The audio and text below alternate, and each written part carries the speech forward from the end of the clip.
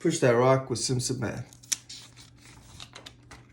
Okay, here we have the unit circle, meaning a circle whose radius is 1 unit. So the distance from here to here is 1 unit. So this coordinate is over 1, up 0.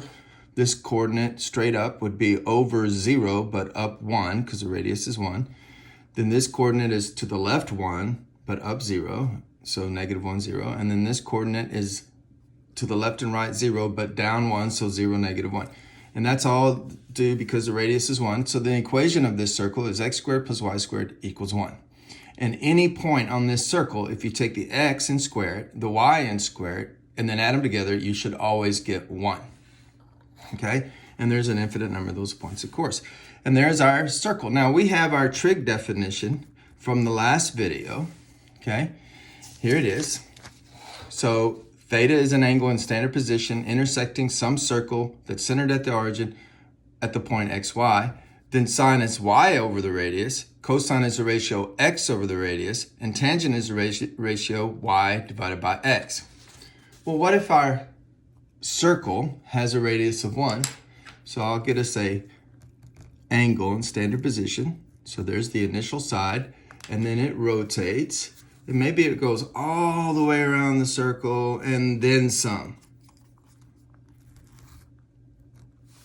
Okay, so maybe it goes all the way around and then some. So it's a big, we have a name for angles that are smaller than 90, they're acute. And when we have a name for angles that are bigger than 90, they're obtuse. So this is obtuse because it's bigger than 90, even though it looks, see, if you only look at this part, this little angle, it's less than 90. So we need a name for angles that are bigger than 360, don't you think? Shouldn't there be some, maybe we should, instead of obtuse, maybe they're obese.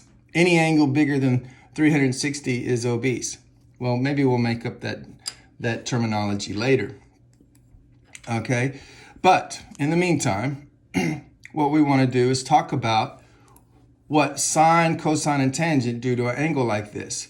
That we could change the definition from this one. We could put a 1 here instead of a r squared. We could just put a 1. How would that change the definition? Well, we'd have a 1 here, and y divided by 1 would be y. We'd have a 1 here, and x divided by 1 would be x, and then this would not change. Y would still be divided by x. So we have the point xy here, and tangent maps theta to the y over x. Okay? But cosine maps theta to the y over r, but our r is 1.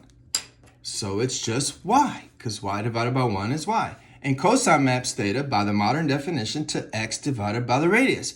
But if you're in the unit circle, x divided by the radius 1 is just x. So what happens is, x is the same thing as cosine theta. See, cosine theta is x. And y is the same thing as sine theta. So the intersection points, the coordinates of the intersection point are your cosine and sine values on the unit circle. So the unit circle becomes this great reference point for evaluating the trig functions. If you want to know sine, you look at the y value. If you want to know cosine, you look at the x value. And if you want to know tangent, you divide the y by the x. You just divide this number by that number.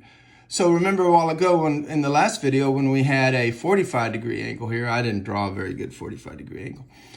Maybe I should do another example.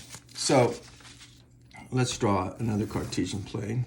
And let's try to get a 45-degree angle in there.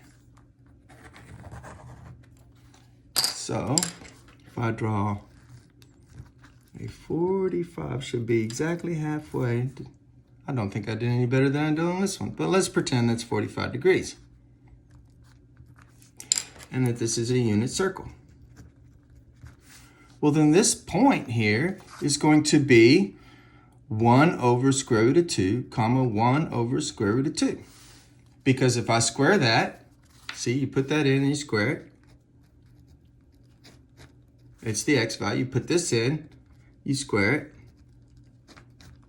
It should equal to 1. Does it equal to 1?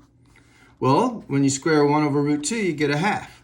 When you square 1 over root 2, you get a half. Does that equal 1? Yes, it equals 1. So see, this is a point on the unit circle, and it's the point where the x and y are equal, so that means that this distance equals this distance, so this is the 45.